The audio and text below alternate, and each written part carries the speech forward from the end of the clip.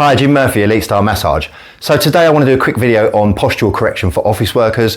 We spend many hours in this forward rounded posture in modern living, working at computers, on smartphones, on tablets. So 3 really simple things that will just help correct your posture. Okay, so the first one is stretching your pecs out on a door frame. The second one is working and activating your rhomboids, the muscles between the shoulder blades. And the third one is activating and working your lower trapezius muscles. So for stretching the pecs on a door frame, if you put your arm up at a right angle on a door frame or a pillar or a corner of a wall, I'd say, okay, so try and be at a right angle when you do it and have your arm flat like that. And you're just going to lean in through that way. So you're stretching this part of your chest out. So your pec minor, which is the muscle we're stretching, sits on the front of the chest here. Your shoulder blade, your scapula, part of the shoulder blade comes out the front here. It's called the coracoid process of the scapula. And it goes from the 3rd, 4th and 5th rib on the front and attaches to that. So when that's short and tight, can you see how that can pull the shoulder forward into that rounded posture? So you end up like this. So you end up pulling your shoulder blade up. So if we can just stretch that out, it can really help correct your posture. So that's one thing you can do. And again, hold it for 20 seconds plus to get the effect from that. That's the first thing we can do.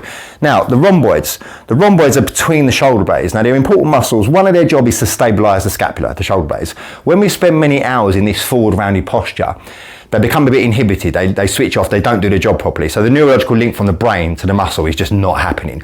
So we need to get these fired up and get them working. So something I like to do with a resistance band to get these working. So you're gonna hold a resistance band like this. Just thumbs outside of the band and drop your shoulders at the start of the movement. So if you just take that for me, a bit wider for me, a bit wider. Okay, and keep your shoulders dropped, make sure you don't elevate your shoulder. Squeeze your arms back and round and put your thumbs in the back pocket at the end of the movement and stretch forward. And squeeze round and back, thumbs in the back pocket, stretch forward. So this is activating or working the rhomboids, just pulling those shoulder blades round and together. And do 3 sets of 10 repetitions. So do 10, rest for a minute, 10, rest for a minute, 10, rest for a minute. That's activating and working the rhomboids. To get this rhomboids working and activated without a band, very simple thing you can do if you've had many hours at your desk or driving or hunched over something. Just sit yourself up straight when you do it or stand up straight. Make sure your shoulders are dropped and just squeeze your shoulder blades back and down. Put your shoulder blades in your back pocket and hold that. And we're going to do 3 sets of 10-second holds with that. That's a really good way just to get the neurological link from the brain to the muscle working and get them fired up.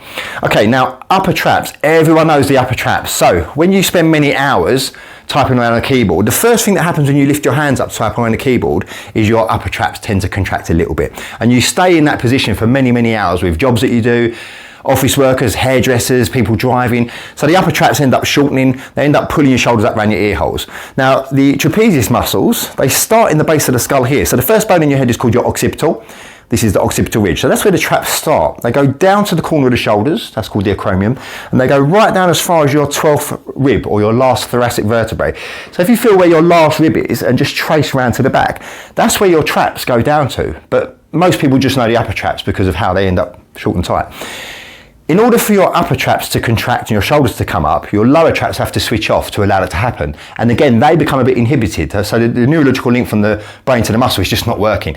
If we can get that firing, it will pull your shoulders down into a neutral position without doing anything to the upper traps. It's a neat trick that I do with my clients, okay? So again, resistance band, nice and easy. You know what to do with that. Hold it slightly wider on that one. Start with your arms overhead, and you're going to pull down behind and stretch back up for me. Really easy this one, this is why I like this. Pull down behind you. And again, 3 sets of 10 repetitions, nice and easy. That's to get the lower traps working. If you haven't got a resistance band or you're in the office and you've had time hunched over your desk, I like this one. This is a really good one. So start with your palms to the ceiling. Make sure your shoulders are dropped when you do it, don't elevate your shoulders. Start with your palms to the ceiling. Raise your arms up to the ceiling, bit higher, bit higher. Bend forward for me.